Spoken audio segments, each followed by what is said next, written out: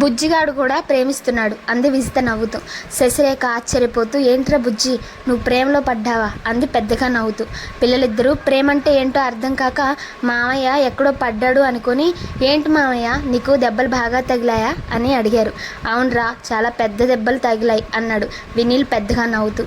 బావగారు ఎన్ని రోజులు క్యాంప్ అక్క? ఆయన లాస్ట్ వీక్ కెనడా వెళ్ళాడురా. అక్కడ నుంచి ఇంకో 2 దేశాలు వెళ్ళి ఇంకో 2 వారాల తర్వాత వస్తారు. మరి నాన్నగారు వాళ్లకు మీ విషయం తెలుసా అంది శశి అనుమానంగా. జాతకాలు పంపడం వాళ్ళ నాన్నగారు అంతా సరిపోయిందిరా, కానీ ఒక చిన్న అంశం కుదరలేదు మీ జాతకాల మధ్య అని చెప్పడం అంతా వివరించాడు అక్కకి. అబ్బా, నువ్వెక్కడ వాడివిరా, నువ్వు వీస్తను అంతగా ప్రేమించితే ఇక్కడే జాతకాలు సెట్ చేసి నాన్నగారికి పంపాలి. నేను అన్నయ్య అలానే చేశాము అంది. నాన్నగారుకు 100కు 100 సరిపోవాలంటారు. అలా చూస్తే నీకు ఈ జన్మలో పెళ్ళి కాదు, అసలు ప్రేమ పెళ్ళిళ్ళకు జాతకాలు ఎవరు చూడరని చెప్పింది శశిరేఖ. అలా ఎలానే జాతకాలు కుదర్చడం అన్నాడు అర్థం కాక. అసలు నా జాతకం నాకు తెలీదు అన్నాడు. మరి నాకు చెప్పొచ్చు కదా, నా దగ్గర నీ జాతకం కూడా ఉంది. ఇక్కడే కంప్యూటర్లో మీ ఇద్దరి జాతకాలు చెక్ చేసి టాలీ చేసి నాన్నగారికి పంపితే సరిపోయేది. ఒకటి చెప్పు, నాన్నగారికి పంపిన జాతకంలో విజిత పేరు రాసి పంపావా అని అడిగింది. లేదక్క, డేట్, టైం, ప్లేస్ మాత్రమే పంపాను. అది ఎవరిదో రాయడం మర్చిపోయాను. బ్రతికించవరా బాబు, నేను ఒక పని చేస్తాను, విజిత జాతకం డీటెయిల్స్ నాకు పంపు. నేను ఇక్కడ కంప్యూటర్లో మీ ఇద్దరివి టాలీ చేసి నాన్నగారికి నేను నా తరపున కొత్త సంబంధం అని పంపుతాను, అప్పుడు ఓకే అవుతుంది అని చెప్పింది శశిరేఖ. అబ్బా, ఏం ఐడియా చెప్పావే అక్క, అయితే నువ్వే పూనుకొని మా ఇద్దరు పెళ్లి చేయించాలి అన్నాడు. పాపం ఈ అమ్మాయి 9వ తరగతి నుంచి వెయిట్ చేస్తుంది పిచ్చి పిల్ల అన్నాడు. ఆ బాధ్యత నాకు వదిలేయరా, నేను నాన్నగారికి తగ్గట్లు జాతకాలు పంపిస్తాను, ఆయన ఓకే చేసేట్లు చేసే పూచి నాది. కాకుంటే విజిత డాడీ ఒప్పుకుంటారా అన్నది. మీరు చూసుకోవాలి అన్నాడు. అది మేడం చూసుకుంటారు అన్నాడు విజిత వైపు చూపిస్తూ. ఏమ్మా విజిత, వీడితో పెళ్ళికి మీ డాడీ ఒప్పుకుంటారా అని సందేహంగా అడిగింది శశిరేఖ. ఒప్పుకుంటారండి అంది కాన్ఫిడెన్స్గా. అసలు ఈ రోబో ఎలా నచ్చాడు నీకు ఆశ్చర్యంగా అడిగింది శశిరేఖ. ఏమోనండి, నా ఫస్ట్ క్రష్ నీల్ అంది. అతన్నే ఫాలో అవుతున్నాను నేను. ఈ కాలంలో విజిత లాంటి అమ్మాయిలు కూడా ఉన్నారా అని మనసులో అనుకొని విజిత దగ్గరకు వచ్చి గాడ్ బ్లెస్ యూ రా విజ్జి అని నుదుటి మీద ముద్దు పెట్టింది శశిరేఖ. నువ్వు ఎంత లక్కీనో నేను చెప్పలేను రా బుజ్జి అంది నీల్తో నా పెళ్ళైతే నేనే అదృష్టవంతురాలనండి అంది విజిత. వెరీ నైస్, మీరిద్దరూ మేడ్ ఫర్ ఈచ్ అదర్, ఇక భోజనాలకు లేవండి అంది శశిరేఖ. మేనల్లుళ్ళిద్దరినీ చెరోవైపు వెతుకొని డైనింగ్కి తీసుకెళ్లాడు వినీల్. ఇద్దరు చెరోవైపు మామయ్యకు ముద్దులు పెడుతున్నారు. బుజ్జిగాడు ఖాళీ ఉన్నప్పుడల్లా ఈ బుడుగులిద్దరికీ ఆన్లైన్ వీడియో క్లాసులు తీసుకుంటుంటాడు. ఇదిగో వీళ్ళు కూడా వీడి మాదిరి తయారవుతున్నారు పుస్తకాల పురుగుల్లా అంటూ నవ్వుతూ చెప్తోంది శశిరేఖ. ఒరే, నీకు ఇష్టమైనవన్నీ చేశాను, వంట ఆవిడను పక్కన పెట్టి అన్నీ నేనే స్వయంగా నీకోసం వండాను అని చెప్పింది. థ్యాంక్స్ అక్క. విజ్జి మా అక్క నాకు రెండో అమ్మ. నా విషయాలన్నీ మా అక్కతోనే షేర్ చేసుకునేవాడిని చిన్నప్పటి నుంచి. తన చదువును కూడా ఒక్కొక్కసారి పక్కన పెట్టి నా చదువుపై దృష్టి పెట్టి నా సందేహాలు తీర్చేది. మై స్వీట్ మదర్ అన్నాడు శశిరేఖ వైపు ఆరాధనగా చూస్తూ. బుజ్జిగాడు నాకు మొదటి కొడుకు, ఇదిగో ఈ బుడుగులిద్దరూ వాడి తర్వాతే అంది శశిరేఖ. అయితే మీరు నాకు అత్తగారు అన్నమాట, అందమైన అత్తగారు అంది విజిత నవ్వుతూ. ఐటమ్స్ చాలా డెలిషియస్గా ఉన్నాయండి అంది విజిత మెచ్చుకుంటూ. థ్యాంక్స్ విజ్జి. ఇంకేంటి నీ కబుర్లు, నువ్వు చదివింది భీమవరం కదా అని కొందరు పేర్లు చెబుతుంటే అవును వాళ్ళు తెలుసు అంటోంది విజిత. మా అమ్మగారు మీకు బంధువు అని చెప్పింది. మీ అమ్మగారి పేరు మాధవి, ఆవిడ ఇంటి పేరు అవి చెప్పింది విజిత. ఓహ్, మాధవి అత్త నాకు బాగా తెలుసు, చాలాసార్లు ఫంక్షన్లో కూడా కలిసాము. మా నాన్నకు కజిన్ అవుతుంది. అరే, మనం విచిత్రంగా భలే కలిసాము. ఒరే బుజ్జి, మాధవి అత్తయ్య అని ఆవిడ గురించి కబుర్లు చెప్పింది వినీల్కి. మా వాడు చిన్నప్పుడు ఎక్కడికి వచ్చేవాడు కాదు విజ్జి, ఇంట్లో పుస్తకాలు ముందేసుకొని కూర్చునేవాడు. నేను మమ్మీ ఫంక్షన్స్కి వెళుతుండేవాడు, అందుకే మాకు పరిచయాలు ఎక్కువ. మీ నాన్నగారి పేరు కూడా చాలాసార్లు విన్నాను. మీ తాతయ్య గారి పేరుతో ఒక స్కూల్ కూడా కట్టించారు. భీమవరం సగం పైగానే తెలుసు మాకు అంది శశిరేఖ నవ్వుతూ. ఇంటర్మీడియట్ తర్వాత ఎంసెట్లో 10th ర్యాంక్ వచ్చింది. నా ర్యాంకుకు ఇన్స్పిరేషన్ మీ బుజ్జిగాడే. అతన్ని చూసే నాకు చదువు మీద విపరీతమైన శ్రద్ధ పెరిగింది. మా డాడీ కూడా ఆశ్చర్యపోయేవాడు. ఏంటమ్మా ఈ చదువు, ఆరోగ్యం జాగ్రత్త అని చెప్పేవాడు. అందుకే నీలంటే నాకు ఇష్టం. ప్రతిదీ పట్టుదలగా చేస్తాడు. ఇక MBBS హైదరాబాద్లో చేశాను. నాన్నగారు కూడా ఆ సమయంలోనే హైదరాబాద్లో ఇండస్ట్రీస్ పెట్టారు. నేను ఎక్కడ ఉన్నా మీ బుజ్జిగాడిని కనిపెడుతూ ఉండేదాన్ని. చివరకు అమెరికాలో ఎంఎస్ చేసేటప్పుడు కూడా అంది విజిత నవ్వుతూ. ఓ బాగుంది నీ లవ్ స్టోరీ. నీకు బాగా ఓపిక ఎక్కువ విజ్జి. అవును, ఇందాకటి నుంచి అడుగుదాం అనుకుంటున్నా, ఏంటి నీ జడ అలా వేసుకున్నావు అంది శశిరేఖ. అప్పుడు జడ ముందుకు వేసుకొని చూసుకుంది విజిత. అవును, చిన్నపిల్లలు వేసినట్లుంది. అప్పుడు గుర్తొచ్చింది, పొద్దున్న నీళ్ళు వేశాడు తన జడ. ఇది తొందరలో వేసుకున్నాను శశి అంది తడబడుతూ. అర్థమైందిలే, మా బుజ్జిగాడి మార్క్ కనిపిస్తోంది నీ జడలో అంది శశి నవ్వుతూ. అక్కడే ఉన్న పిల్లలు ఆల్రెడీ ఒక చెవి ఇటు వేసి ఉంచారు. మమ్మీ ఆంటీ ఏం మాట్లాడుకుంటున్నారా అని. వాళ్లకు మంచి మసాలా న్యూస్ దొరికింది. ఏంటి మావయ్య, నువ్వు ఆంటీకి జడ వేసావా అంటూ వినీల్ని ఆట పండించడం మొదలుపెట్టారు. ఏరా, జడ వేయడమేనా, ఇంకేమన్నా ముందుకు వెళ్ళావా అంది శశి. అబ్బే అదేం లేదక్క, తను చేయి నొప్పి అంటేను హెల్ప్ చేశాను అంతే అంతే అన్నాడు వినీల్. అమ్మో, అసలు సంగతి తెలిస్తే కొంపలు అంటుకుపోతాయి అనుకున్నాడు మనసులో. అన్నీ గమనిస్తూ నవ్వుకుంటోంది విజిత. పర్వాలేదు లేరా, మీరిద్దరూ మంచి ఫ్రెండ్స్, ఒకరినొకరు అర్థం చేసుకున్నారు. అవును కానీ విజ్జి ఆటలు పాటలు మ్యూజిక్ ఏమన్నా హాబీస్ ఉన్నాయా నీకు అంది. క్లాసికల్ నేర్చుకున్నాను, లైట్ మ్యూజిక్ పాడగలను, చేసిన నా ఫేవరెట్ గేమ్ అంది విజిత. ఓహ్ నైస్, నా కోసం ఒక్క పాట పాడు అంది. త్యాగరాజు కృతి సామజవరగమన పూర్తిగా చాలా హృదయంగా పాడింది. అందరూ అలానే వింటూ ఉండిపోయారు. చాలా బాగుంది నీ వాయిస్ విజ్జి, చాలా బాగా పాడావు అంది శశి. వినీల్ పిల్లలు క్లాప్స్ కొట్టారు హుర్రే అంటూ. విజి మా అక్క రచయిత, తెలుగులో రచనలు చేస్తుంటుంది అన్నాడు వినీల్. ఓహ్ వెరీ నైస్, నాకు తెలుగు రచనలు చదవడం చాలా ఇష్టమని కొంతమంది రచయిత్రుల పేర్లు చెప్పింది. అంత పెద్ద రచయిత్రనే కాదు విజ్జి, మాతృభాష మీద ఉన్న మమకారం కొద్దీ అప్పుడప్పుడు రాయాలనిపిస్తుంది. అందులోనూ వీటి కోసం ఈ మధ్య చాలా వైట్ సెట్ ఆప్స్ వచ్చాయి. చక్కగా ఆన్లైన్లో రాయొచ్చు తీరిక దొరికినప్పుడు. ఇదిగో ఈ బుడుగులు నిద్రపోయినప్పుడు, కాస్త సమయం దొరికినప్పుడు అప్పుడప్పుడు కొన్ని కవితలు కథలు రాస్తుంటాను. ఇవి కేవలం నా తృప్తి కోసం అంది శశిరేఖ. అక్క, ఈ మధ్య సీరియల్ ఏదో మొదలు పెట్టినట్టున్నావు, ఎలా ఉంది అన్నాడు వినీల్ ఉత్సాహంగా. ఏదో రాస్తున్నానురా, పాఠకులకు నచ్చాలిగా. నేనేమి అంత గొప్ప రచయిత్రిని కాదు, ఏదో వానాకాలం రాతలు నావి. కొందరికి నచ్చుతుంది, చాలామందికి నచ్చదు. నచ్చిన వాళ్ళు కొందరు కామ్గా ఉంటారు, కొందరు మొహం మీదే అబ్బే ఏం బాగాలేదని విమర్శ చేస్తారు. అంతటితో ఊరుకోరు. రేటింగ్ 5కి 1 ఇచ్చి చూసుకోమా తడాక అంటారు. దాంతో ఏముంది, రేటింగ్ సరాసరి కిందకి జారుతుంది. తమాషా ఏంటంటే తెలుగు తెలియని పరభాష పాఠకులు కూడా పని కట్టుకొని ప్రతి ఎపిసోడ్కి 1 చొప్పున వేస్తారు. అందుకని నేను అవేమీ పట్టించుకోను. నాకు తోచినది రాస్తాను. చదవడం చాలా ఈజీనే, రాయడం అంటే చాలా కష్టం. దానికి ఎంతో ఓపిక సమయం కావాలి. మంచి కథ ఎన్నుకోవాలి, పాత్రలను సృష్టించాలి, ఒక చక్కటి టైటిల్ పెట్టాలి. ఇలా ఎన్నో అంశాలు ముడిపడి ఉంటాయి. సినిమాలానే ప్రతి ఒక్కటి బ్లాక్ బస్టర్ కాలేదు. కొన్ని హిట్ అవుతాయి, అఫ్కోర్స్ చాలా ఫట్ అవుతాయి.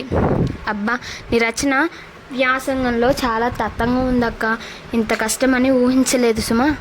నిజమే, నువ్వు అన్నట్లు రాయడం చాలా టఫ్ జాబ్ అన్నాడు. రాయగలగడం ఓ వరం అయితే ఆసక్తిగా చదివించగలగడం ఓ భాగం అన్నాడు విని. అక్క ఎలా ఉంది ఈ క్యాప్షన్ అన్నాడు నవ్వుతూ. ఓహ్ నీకు కూడా మంచి కొటేషన్స్ వస్తున్నాయిరా, నువ్వు కూడా రాస్తావేంటి అంది నవ్వుతూ శశి. అమ్మో వద్దక్క, ఇప్పుడు నాకున్న పనులు చాలు, అస్సలు టైం లేదు అన్నాడు భయపడుతూ. ఇప్పుడు బుజ్జిగాడి లిస్ట్లో విజ్జి కూడా చేరిందిగా మరి అంది శశి నవ్వుతూ. విజిత వినీల్ ఫ్రెష్ అప్ అయ్యి ఎయిర్పోర్ట్కి బయలుదేరారు. విజితకి బొట్టు పెట్టి చీర పండు తాంబూలం ఇచ్చింది. విజిత శశి కాళ్లకు దండం పెట్టింది. ఒరే బుజ్జి, నువ్వు కూడా విజ్జితో కలిసి దండం పెట్టు, ఇద్దరిని కలిపి ఆశీర్వదిస్తా అంటూ శీఘ్రమేవ కళ్యాణ ప్రాప్తిరస్తు అని ఇద్దరిని దీవించింది శశి. థ్యాంక్స్ శశి అంది విజిత. మీ జాతకాలు కుదిరేట్లు చేసే బాధ్యత నాది. ఇక్కడ నేను నా దగ్గర కంప్యూటర్లో ఒక మార్ చెక్ చేసుకొని రేపు సాయంత్రానికల్లా నాన్నగారికి పంపుతాను వాట్సాప్లో. ఇక మీ ప్రయత్నం మీద అంది శశి. థ్యాంక్స్ అక్క అన్నాడు వినీల్. అందరికీ బాయ్ చెప్పి ఇద్దరు కారులో బయలుదేరారు. వచ్చేటప్పుడు ఫ్లైట్లో అవార్డు తాలూకు photos and videos, websites link, flight air hostess ఇద్దరు మొబైల్కి పంపింది. అది ఓపెన్ చేస్తే చాలా ఫొటోస్ వీడియోస్ ఉన్నాయి. అమ్మో, ఇవి సోషల్ మీడియాలో కానీ పబ్లిష్ కానీ అయితే కొంపలు అంటుకుపోతాయి. చూడు విజ్జి, ఒక చిన్న పొరపాటు వల్ల ఎంత పని జరిగిందో అన్నాడు వినీల్. లీవ్ ఇట్ నీల్, అయిపోయింది కదా, ఇవి ఎక్కడా మీడియాలో రాకుంటే చాలు అంది. ఎందుకైనా మంచిదని ఆ నెంబర్కి ఫోన్ చేస్తే ఎయిర్ హోస్టెస్ లిఫ్ట్ చేసింది. హాయ్ సార్ అంటూ. ఫోటోలు వీడియోలు ఎక్కడ పబ్లిష్ చేయొద్దని చెప్పాడు ఆ అమ్మాయికి. మరీ రిక్వెస్ట్ చేశాడు. ఆవిడ సరేనని హామీ ఇచ్చింది. అమ్మయ్య, ఒక పెద్ద గండం తప్పింది అన్నాడు వినీల్. మరి ఇదే అంది తన పొట్టపై చేయి పెట్టుకొని వినీల్ వైపు చూస్తూ. అబ్బా, నేను పెద్ద తప్పు చేశాను విజ్జి. మొదటిసారి నా జీవితంలో తొందరపడ్డాను. ఈ రోజుకు బాధపడుతున్నాను. దానికి ఏదైనా ఉపాయం ఉంటే డాక్టర్గా నువ్వే చూడు ప్లీజ్ అన్నాడు. అమ్మో, అలా అబార్షన్ అవి నేను చేయించుకోను నీల్ అంది. సరే, ఆలోపు పెళ్ళికి ముమ్మరంగా ప్రయత్నం చేద్దాం అన్నాడు. అతనికి చాలా గిల్టీగా ఉంది. పెళ్లిలోపు ఈ విషయం బయటపడిందంటే అమ్మో, ఆ ఊహ తలుచుకుంటేనే భయంగా ఉంది వినీల్కి. తనకు చాలా తలవంపులవుతుంది. వీలు చూసుకొని నేను మా డాడీకి మన విషయం చెప్తాను, మీరేం వర్రీ అవ్వకండి, అంతా సవ్యంగానే జరుగుతుంది అంది. ఓకే అన్నాడు. మనసులో దేవుడిని తలుచుకుంటూ పెద్ద మొక్కుకున్నాడు. ఇద్దరు ఫ్లైట్లో చిన్ననాటి స్కూల్ కబుర్లు నెమరు వేసుకున్నారు. హాయిగా నవ్వుకున్నారు. విజిత నీల్ చేతిని తన చేతుల్లోకి తీసుకొని అలాగే పట్టుకుంది ఫ్లైట్ దిగే వరకు. వినీల్ కాదనలేదు. అలా ఎందుకో విజితకి అర్థమయ్యి మనసులో నవ్వుకుంది. ఎయిర్పోర్ట్కి విజిత వాళ్ళ కారు వచ్చింది. ఇంటికి చేరేటప్పటికి టైం 8 కావస్తుంది. తన బ్రీఫ్ కేస్ తీసుకొని ఇంట్లోకి వెళ్ళబోయాడు వినీల్. మా ఇంటికి రండి ప్లీజ్, ఇవాళ మా ఇంట్లోనే డిన్నర్ చేద్దురు అంది విజిత. బాగా అలసటగా ఉంది విజ్జి, జస్ట్ పండ్లు తినేసి పడుకుంటాను బాయ్ అని చెప్పి లోపలికి వెళ్ళాడు. స్నానం చేసి ఫ్రూట్స్ తినేసి 9 కల్లా మంచం ఎక్కాడు వినీల్. తన ఆఫీస్ పెండింగ్ పనులు చూద్దామనుకొని కూడా ఓపిక లేక బాగా నిద్ర వస్తుండడంతో లైట్ ఆఫ్ చేసి పడుకున్నాడు. 10 గంటలకు మొబైల్ మోగుతుంది. ఇప్పుడు ఎవరు చేస్తున్నారు అంటూ మొబైల్ తీసి చూశాడు. విజిత కాల్ చేస్తుంది. ఈ టైంలో ఎందుకు అయి ఉంటుందని లిఫ్ట్ చేశాడు నీల్, నువ్వు అర్జెంటుగా మా ఇంటికి రావాలి. ఎన్ఫోర్స్మెంట్ డైరెక్టరేట్ వాళ్ళు వచ్చారు. డాడీ కంగారుగా ఉన్నారు ప్లీజ్ అంది. వస్తున్నాను విజ్జి, కంగారు పడుకు, ఏమీ ఉండదు, నేను చూసుకుంటానని చెప్పాడు. డ్రెస్ వేసుకొని పరుగున విజిత వాళ్ళ ఇంటికి చేరాడు. ఎన్ఫోర్స్మెంట్ డైరెక్టరేట్ నుంచి ఓ 5 మంది వచ్చారు. ఇంట్లో సోదా చేస్తున్నారు. వెంకటరాజు గారు కంగారుగా ఉన్నారు. ఆయనది లేవలేని పరిస్థితి. మీరు కంగారు పడకండి సార్, నేను చూసుకుంటానని చెప్పాడు విని. ఆఫీసర్స్ని అడిగాడు విషయం ఏంటని.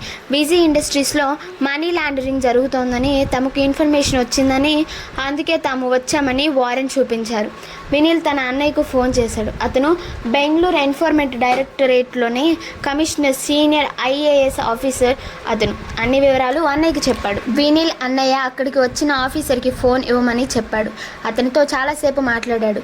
ఫోన్ పెట్టేసిన తర్వాత ఆఫీసర్ వినీల్కి చెప్పాడు. ఇప్పటికైతే మా ఇన్ఫర్మేషన్ ప్రకారం ఇక్కడ ఏమీ దొరకలేదు, ప్రస్తుతానికి వెళ్తున్నామని, 2 రోజుల్లో వస్తామని చెప్పాడు. వినీల్ అతన్ని రిక్వెస్ట్ చేసి వాళ్ళకు వచ్చిన ఇన్ఫర్మేషన్ కాపీలు తీసుకున్నాడు. వాళ్ళకి థ్యాంక్స్ చెప్తూ, ఇది ఎవరో కుట్రపూరితంగా చేసుంటారు సార్, నేను దీని వెనక ఎవరున్నానో ఈ 2 రోజుల్లో నేను పట్టుకుంటానని ప్రామిస్ చేశాడు. సరే అని వాళ్ళు వెళ్ళిపోయారు. ఆ హఠాత్ పరిణామానికి వెంకటరాజు గారు చాలా డల్ అయిపోయారు. ఇదేంటి ఒకదాని మీద ఒకటి ఇలా ఇబ్బందులు వస్తున్నాయని బాధపడ్డారు. థ్యాంక్స్ నీల్ అని చెప్పాడు కృతజ్ఞతగా. నీల్ అతని దగ్గరికి కుర్చీ లాక్కొని, సార్ మీకు కొన్ని ముఖ్య విషయాలు చెప్పాలి. మీ యాక్సిడెంట్ జరిగినప్పుడు యశ్వంత్తో డిస్కస్ చేశాను. అతని అంచనా ప్రకారం మీ ఫ్యాక్టరీలో కానీ ఆఫీస్లో కానీ మీ స్టాఫ్లో కొందరు మీ శత్రువులకు హెల్ప్ చేస్తున్నారు. వాళ్లకు అన్ని విషయాలు ఎప్పటికప్పుడు చేరవేస్తున్నారు. ఇప్పుడు యశ్వంత్తో మాట్లాడితే కొన్ని పేర్లు చెప్పాడు. మీ జనరల్ మేనేజర్ ఇంకో 2తో కలిసి బయట వాళ్లకు ఎప్పటికప్పుడు మీ రహస్యాలు చేరవేస్తున్నాడని. ఆ 2 ఎవరనేది కూడా విడమర్చి చెప్పాడు. రాజుగారు ఒక్కసారి నిర్ఘాంతపోయాడు. బిజీ ఇండస్ట్రీస్ పెట్టినప్పటి నుంచి జనరల్ మేనేజర్ ఆ కంపెనీలోనే ఉన్నాడు. అంచెలంచెలుగా అతనికి పదోన్నతులు ఇస్తూ ఈ స్థాయికి తీసుకొచ్చాడు. ఇంత నమ్మక ద్రోహం చేస్తున్నాడా నాకు తెలియకుండా అని ఆశ్చర్యపోయాడు. మీకు కొన్ని ఆధారాలు చెప్తాను అంటూ ఓ 10 నిమిషాలు అతను ఏమేం చేస్తున్నాడో చెప్పాడు వినీల్. అంతేకాదు, మీ యాక్సిడెంట్కు కుట్రలో ప్రధాన పాత్ర కూడా అతనిది. ఆధారాలతో వినీల్ చెప్తున్న మాటలకు రాజుగారితో పాటు మాధవి, విజిత కూడా ఆశ్చర్యపోయారు. ఇంత సమాచారం తన దగ్గర కూడా లేదు అని వాపోయారు రాజుగారు. వినీల్ చాకచక్యాన్ని, అసాధారణ ప్రతిభని మనసులో మెచ్చుకోకుండా తాగకుండా ఉండలేకపోయారు. ఓ పెద్ద కప్పులో హార్లిక్స్ కలుపుకొని తెచ్చి వినీల్కి ఇచ్చింది విజిత. థ్యాంక్స్ అని చెప్పి తీసుకున్నాడు. రాత్రి 1 గంట అయింది. రాజుగారికి అంత అయోమయంగా ఉంది. ఆయన ఇప్పటి వరకు ఒకవైపే చూశాడు. ఈ కుట్రలు ఆయన ఊహించినవి. తన జనరల్ మేనేజర్ తనకు ఇంత అపకారం చేస్తాడని ఊహించలేకపోయాడు. అతన్ని ఇప్పటి వరకు బాగా నమ్మాడు. అమ్మో అని అతని ఒళ్ళు జలధరించింది. మరి ఈ ఇన్ఫార్మెంట్ డైరెక్టరేట్ వాళ్లకు ఎలా చెప్పాలి? వాళ్ళకి ఆధారాలు లేనిదే ఒప్పుకోరు కదా. అందులోనూ మనీ లాండరింగ్ పెద్ద ఆఫెన్స్ అన్నారు రాజుగారు. ఇవిగోండి సార్ వాళ్ళ అభియోగాలు అంటూ ఎన్ఫోర్స్మెంట్ డైరెక్టరేట్ ఇచ్చిన పేపర్స్ చూపించాడు. ఇవన్నీ కూడా మీ జనరల్ మేనేజర్ మీ స్టాఫ్ మరికొందరితో కలిసి చేసినవి. మీ యాక్సిడెంట్ రోజు నాకు అనుమానం వచ్చి నేను రిక్వెస్ట్ చేస్తే యశ్వంత్ ఆల్రెడీ వాళ్ళ మీద నిఘా పెట్టాడు. ఇప్పుడు ఫోన్ చేస్తే అదే చెప్పాడు. బలమైన కొన్ని ఆధారాలు దొరికాయి. నేను రేపు యశ్వంత్ని కలుస్తాను. రేపంతా ఇదే పని మీద ఉంటాను. వాళ్ళను రెడ్ హ్యాండెడ్గా పట్టుకునే ప్రయత్నం చేస్తాను. ఎలాగూ ఎన్ఫోర్స్మెంట్ డైరెక్టరేట్ 2 రోజులు టైం ఇచ్చారు. ఈలోగానే మనకు అన్ని ఆధారాలు దొరుకుతాయి అన్నాడు వినీల్ కాన్ఫిడెన్స్గా. ఓహ్ చాలా గ్రేట్ నీల్. నేనున్న పరిస్థితిలో చాలా అయోమయంగా ఉన్నాను. నువ్వు దేవుడిలా వచ్చి నన్ను ఆదుకుంటున్నావు అన్నాడు వినీల్ చేతులు పట్టుకుంటూ. అయ్యో అంతంత పెద్ద మాటలు అనకండి. మీరు నిశ్చితంగా హ్యాపీగా ఉండండి. ఇవన్నీ ఊహించనివి. కంగారు పడతారని మీకు ముందే చెప్పలేదు. అందులోనూ మీ ఆరోగ్య పరిస్థితి బాగాలేదు. ఇవన్నీ నేను చూసుకుంటాను అన్నాడు భరోసా ఇస్తూ. మాధవి కూడా చాలా చాలా థ్యాంక్స్ బాబు అంది. అన్నీ విన్నా ఆవిడకు కూడా మొదటిసారి చాలా భయం కలిగింది. తమ కుటుంబం మీద ఎంత పెద్ద కుట్రలు జరుగుతున్నాయో తెలిసాక చాలా భీతి కలిగింది. సరే సార్ మీరు రెస్ట్ తీసుకోండి. ఇవేమీ ఆలోచించుకోండి. నేను రేపు ఇదే పని మీద ఉంటాను అన్నాడు వినీల్. బయటి వచ్చి బాయ్ చెప్తూ చాలా చాలా థ్యాంక్స్ నీల్ అంది విజిత. నువ్వు ఏమీ వరి అవ్వకు విజ్జి. వ్యాపారం అన్నాక ఇలాంటివి జరుగుతుంటాయి. చాలా జాగ్రత్తగా ఉండాలి అన్నాడు. వెళ్ళబోతూ విజిత వైపు చూశాడు వినీల్. అర్ధరాత్రిలోనూ ఆ అందం వసివాడలేదు. తనని ఎప్పుడూ రెచ్చగొడుతూనే ఉంటుంది. ఏంటి ఏమన్నా కావాలా బుజ్జి అని అడిగింది విజిత నవ్వుతూ. ఆహాహా ఏం లేదు అంటూ వచ్చేశాడు వినీల్. అమ్మో పెళ్ళయ్యేంత వరకు కాస్త ఒళ్ళు దగ్గర పెట్టుకోవాలి అనుకున్నాడు. విజిత ఇంట్లోకి వెళ్ళబోతూ ఆగింది. డాడీ మమ్మీతో అంటున్నాడు మన అమ్మాయికి వినీల్నిచ్చి పెళ్లి చేస్తే ఎలా ఉంటుంది అని. రాజుగారు అప్పటికే వినీల్ గురించి ఒక అభిప్రాయానికి వచ్చారు. మీ ఐడియా చాలా బాగుంది అంటుంది మాధవి. మన విజ్జికి సరైన జోడీ అతను అంది. మీకు కూడా మీ వ్యాపారానికి చాలా అండగా ఉంటాడు. బాగా చురుకుగా తెలివైనవాడు. ఈ సమస్యలు తీరిన తర్వాత ఆ అబ్బాయి దగ్గరికి వెళ్ళి మీరు అడగండి. అతనికి మన అమ్మాయిని చేసుకోవడం ఇష్టమో కాదు. ఈలోపు నేను విజ్జిని అడుగుతాను తన అభిప్రాయం అంటుంది మాధవి. అమ్మాయ ఒక పెద్ద సమస్య తీరింది అనుకుంది విజిత లోపలికి రాగానే వాళ్ళు టాపిక్ మార్చారు. పొద్దున్నే 5 లేచి చకచక రెడీ అయ్యి కిందకు వచ్చాడు వినీల్. ఏంటి అప్పుడే రెడీ అయ్యి వెళ్తున్నారు? పక్కింటి నుంచి విజిత అడుగుతోంది. యశ్వంత్ రమ్మన్నాడు విజ్జి అర్జెంటుగా. వెళ్తున్నానని చెప్పి కార్ తీస్తున్నాడు. కొంచెం కాఫీ ఇస్తాను తాగి వెళ్ళండి అంది. టైం లేదు విజ్జి ప్లీజ్ నేను వెళ్ళాలి అని కార్ రివర్స్ చేసుకొని బయలుదేరాడు. పోలీస్ కమిషనర్ ఆఫీస్లో అప్పటికే వచ్చున్నాడు యశ్వంత్. రారా వినీల్ అన్నాడు. ఇద్దరికి వేడివేడిగా కాఫీలు వచ్చాయి. యశ్వంత్ తమ పోలీస్ ఆపరేషన్ మొత్తం వివరించాడు వినీల్కి. ఆపరేషన్ నిర్వహించిన 5 మంది పోలీస్ ఆఫీస్ని పిలిచాడు. Vijay industries general manager Govindarao అతనితో పాటు ఆఫీస్లో పనిచేసే మరో 3 తెల్లవారుజామున అరెస్ట్ చేసి తీసుకొచ్చారు. వారి దగ్గర నుంచి పూర్తి ఆధారాలు దొరికాయి. ఒక్కొక్కరి దగ్గర వాగ్మూలం తీసుకున్నారు. గోవిందరావు ఇచ్చిన వాగ్మూలంలో తను ఎవరి బలవంతం మీద చేస్తున్నది, వాళ్ళు తనకు ప్రతిగా ఏమి ఇచ్చారు, విజయ్ ఇండస్ట్రీస్ని ఎలా మోసం చేశాడు, 2 సంవత్సరాల నుంచి వెంకటరాజు గారికి తెలియకుండా విజయ్ ఇండస్ట్రీస్ అకౌంట్స్ తారుమారు చేస్తూ మనీ లాండరింగ్ చేశానని ఒప్పుకున్నాడు. అప్పటికప్పుడు ఆ 4 మీద ఎఫ్ఐఆర్ ఫైల్ చేసి 11 గంటలకు కోర్టులో హాజరుపరిచారు. జడ్జి గారు 14 రోజుల పాటు రిమాండ్ విధించారు. ఆ కోర్టు కాపీని ఎన్ఫోర్స్మెంట్ డైరెక్టరేట్కి స్కాన్ చేసి మెయిల్ చేశారు. అప్పుడు టైం మధ్యాహ్నం 1 గంట అయింది. వినీల్ విజితకు ఫోన్ చేసి టీవీ ఆన్ చేసి లైవ్ చూడమని చెప్పాడు. యశ్వంత్ ప్రెస్ కాన్ఫరెన్స్ పెట్టి గోవిందరావు అతని మనుషులు ఎలా మనీ లాండరింగ్ చేసింది, విజయ్ ఇండస్ట్రీస్ని వెంకటరాజు గారిని ఎలా మోసం చేసింది అంతా సాక్ష్యాలతో వివరించారు. ఇందులో వెంకటరాజు తప్పు కానీ విజయ్ ఇండస్ట్రీస్కి సంబంధం కానీ లేదని తేల్చి చెప్పాడు. ఎవరి ప్రేరణతో గోవిందరావు చేశాడో వాళ్ళను కూడా అన్ని ఆధారాలతో త్వరలోనే అరెస్ట్ చేస్తామని చెప్పారు. తమతో పాటు చాకచక్యంగా పనిచేసిన వినీల్కి డిపార్ట్మెంట్ తరపున ప్రత్యేక కృతజ్ఞతలు చెప్పాడు. ప్రెస్ కాన్ఫరెన్స్లో యశ్వంత్ పక్కనే వినీల్ కూడా కూర్చున్నాడు. ఇదంతా అన్ని టీవీ ఛానల్స్లో లైవ్ టెలికాస్ట్ అయింది. ఇదంతా లైవ్ చూస్తున్న వెంకటరాజు గారు అమ్మయ్య మరో గండం గట్టెక్కింది భగవంతుడా అనుకున్నాడు. ఈసారి అతని కళ్ళ ముందు వినీల్ విశ్వరూపం చూపిస్తున్న శ్రీకృష్ణుడిలా కనిపించాడు. టీవీలో ఆ వార్త చూసి మాధవి అమ్మయ్య అని తేలిగ్గా ఊపిరి పీల్చుకుంది. విజిత ఆనందం పట్టలేక థ్యాంక్స్ ఎ లాట్ బుజ్జి అని ఒక మెసేజ్ పెట్టింది వినీల్కి. యశ్వంత్కి థ్యాంక్స్ అన్నయ్య అని చెప్పి వినీల్ పోలీస్ కమిషనర్ ఆఫీస్ నుంచి బయటకు వచ్చాడు. ఇంతలో వినీల్ ఫోన్ మోగింది. చెప్పండి నాన్నగారు అన్నాడు. ఒరే వినీల్, నేను మీ అమ్మ ఇవాళ ట్రైన్లో బయలుదేరి రేపు ప్రొద్దున హైదరాబాద్ వస్తున్నామురా. మన డాక్టర్ కంటి వైద్యునికి ఒక మారు చూపించుకోమన్నాడు. కంటిలో ప్రెషర్ బాగా ఎక్కువగా ఉంది, హైదరాబాద్లో చూపించుకోండి అని చెప్పాడు. నీకేం ఇబ్బంది లేదు కదా అన్నాడు. అయ్యో నాన్న, మీరు వస్తానంటే నాకు హ్యాపీ నాన్న. మిమ్మల్ని రిసీవ్ చేసుకునేందుకు నేను పొద్దున్నే స్టేషన్కి వస్తాను అన్నాడు. ఇంకో ముఖ్య విషయం రా, పొద్దున్నే మన సిద్ధాంత్ గారు ఫోన్ చేశారు. మొన్న నీవు పంపిన అమ్మాయి జాతకం వివరాలు నీ జాతకంతో మళ్ళీ పోల్చి చూశాడట. మీ ఇద్దరి జాతకాలు అద్భుతంగా సరిపోయాయని చెప్పాడు. ఆ రోజు ఆయన జాతకాలు శిష్యునికి ఇచ్చి చూడమన్నాడట. అతను లెక్క వేయడంలో పొరపాటు జరిగిందట. తర్వాత సిద్ధాంతి గారే మీ ఇద్దరి జాతకాలు తీసుకొని నీది ఆ అమ్మాయిది మరోమారు పొంతనలు చేసి చూశాడట. బేషుగ్గా కుదిరిందని చెప్పాడు. ఇంతకు ఎవర్రా అమ్మాయి, తన వివరాలు ఏంటి అని అడిగాడు. మీరు ఎలాగూ రేపు ఇక్కడికి వస్తారు కదా, రేపు అన్నీ వివరంగా చెప్తాను నాన్నగారు అన్నాడు వినీల్. సరేరా, రేపొద్దున స్టేషన్కి రావడం మర్చిపోకని మరీ చెప్పాడు. తప్పకుండా నాన్నగారు అన్నాడు ఫోన్ పెట్టేస్తూ. అమ్మయ్య, నాన్నగారు ఒక శుభవార్త చెప్పారు. అక్కయ్యకి అర్జెంటుగా కాల్ చేయాలని శశిరేఖకు ఫోన్ చేశాడు. ఏంట్రా బుజ్జి సంగతులు అంది శశి. నాన్న ఫోన్ చేసిన సంగతి చెప్పాడు. అక్క, నాది విజిత జాతకాలు బాగానే కుదిరాయంట. సిద్ధాంత్ గారు కొంచెం పొరపాటు జరిగింది, మళ్ళీ చేసి దివ్యంగా కుదిరాయని ఇద్దరి జాతకాలు చెప్పాడంట. ఇక నువ్వు నాన్నగారికి నీ దగ్గర నుంచి ఏమీ పంపకు అన్నాడు. ఓహ్, చాలా గుడ్ న్యూస్ చెప్పావురా, విజితతో కూడా షేర్ చేసుకో. ఆల్ ది బెస్ట్ అంది శశిరేఖ. అప్పుడు టైం చూస్తే 2 గంటలు. లంచ్ చేసావా అని విజితకి మెసేజ్ పెట్టాడు. ఇంకా లేదు అని రిప్లై ఇచ్చింది విజిత. అభ్యంతరం లేకుంటే లంచ్కి వస్తావా అన్నాడు. ఎగిరి గంతేసింది విజిత. మా శ్రీవారు రమ్మంటే రాకుండా ఉంటానా? తప్పకుండా వస్తాను. ఏ హోటల్కి రాను అని అడిగింది. హోటల్ పేరు మెసేజ్ పెట్టారు. తాను ఆ హోటల్కి బయలుదేరాడు. విజిత కోసం వెయిట్ చేస్తూ రిసెప్షన్ దగ్గర కూర్చున్నాడు వినీల్. ఖాళీగా ఉండడం ఎందుకని ల్యాప్టాప్ ఓపెన్ చేశాడు. ఆఫీస్ మెయిల్స్కి రిప్లై ఇస్తున్నాడు. ఇంతలో మృణాల్ ఫోన్. ఎప్పుడొస్తున్నావు నీల్ ఆఫీస్కి అని మృణాల్కి చెప్పాడు. విజయ్ ఇండస్ట్రీస్ ఇబ్బందులు, రేపు నాన్నగారు రావడం, తన హెల్త్ చెకప్ గురించి, ఎల్లుండికి తప్పకుండా ఆఫీస్లో ఉంటానని చెప్పాడు. తొందర ఏమీ లేదు, మామూలుగా నీతో ఒకసారి మాట్లాడాలని అడిగాను, అంతే, అర్జెంట్ ఏమీ లేదు అన్నాడు మృణాల్. థ్యాంక్స్ మృణాల్ అని చెప్పాడు వినీల్. విజిత వచ్చింది. గులాబీ రంగు చీరలో అపరంజి బొమ్మలా కనిపించింది. అబ్బా, ఆమె నడుస్తుంటే వినీల్ రెప్ప ఆర్పకుండా ఆమెనే చూస్తున్నాడు. ఇక చూసింది చాలు, చెప్పండి బుజ్జి గారు అంటూ సోఫాలో అతని పక్కనే కూర్చుంది. ఇవాళ నీతో కలిసి లంచ్ చేద్దాం అనిపించింది విజ్జి.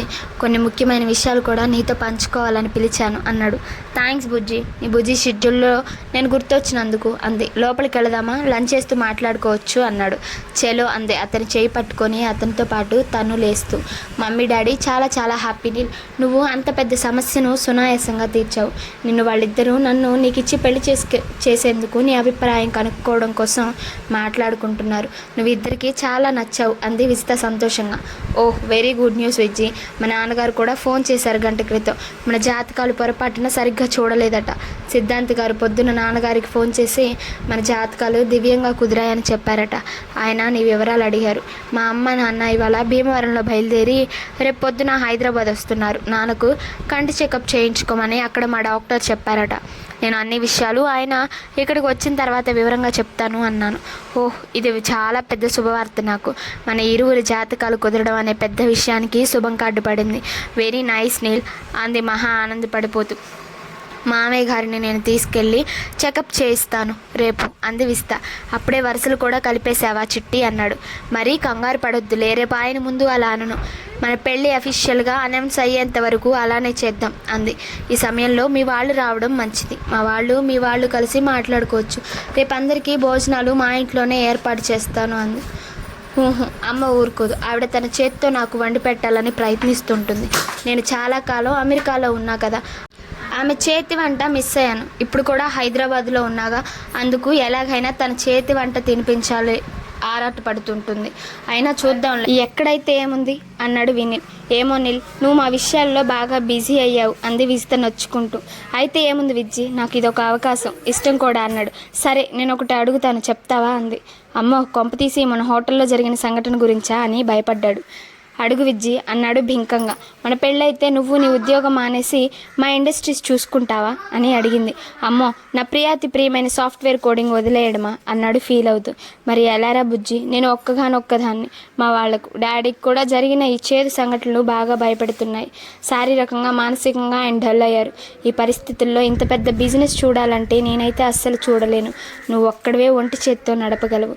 ప్లీజ్ ఆలోచించు అంది బుక్కమొహం పెట్టి. నువ్వే దిక్కురా అన్నట్లు. అమ్మో, ఇది మళ్ళీ బావురమని ఏడిపించేటట్లుందని భయపడ్డాడు వినీల్. కొంచెం టైం ఇవ్వు విజ్జి, రేపు ఎలాగూ ఈ విషయాలన్నీ పెద్దవాళ్ళు మాట్లాడతారు. ఆలోపు నా నిర్ణయం చెప్తాను, సరేనా అన్నాడు అనునయిస్తున్నట్లు. వినీల్కి పెద్ద సందేహం వచ్చింది. కొంపదీసి నన్ను ఇల్లరికం అల్లుడిగా రమ్మంటున్నావా అన్నాడు విజ్తో. మీరు విజయ్ ఇండస్ట్రీస్ ఓనర్గా వస్తున్నారు మా ఇంటికి. మా డాడీకి చెప్పి ఆస్తి మొత్తం మీ పేరే రాయమంటాను. మీరేమీ విజ్జి భర్తగా రావద్దు, నేనే నీల్ భార్యగా ఉంటాను. అప్పుడు నీకు ఓకే కదా అంది. వద్దు వద్దు, ఆస్తులు అవి నాకేమీ వద్దు. అవి నీ పేరునే ఉండని. నాకు నీ ప్రేమ ఒక్కటి రాసి చాలు అన్నాడు వినీల్. అది ఎప్పుడో రాసిచ్చాగా, నువ్వే ఇంకా తీసుకోలేదు. నేనేం చేసేది అంది కినుకుగా బొంగమూతి పెట్టి. వీడియో నచ్చినట్లయితే లైక్ చేసి సబ్స్క్రైబ్ చేసుకోండి.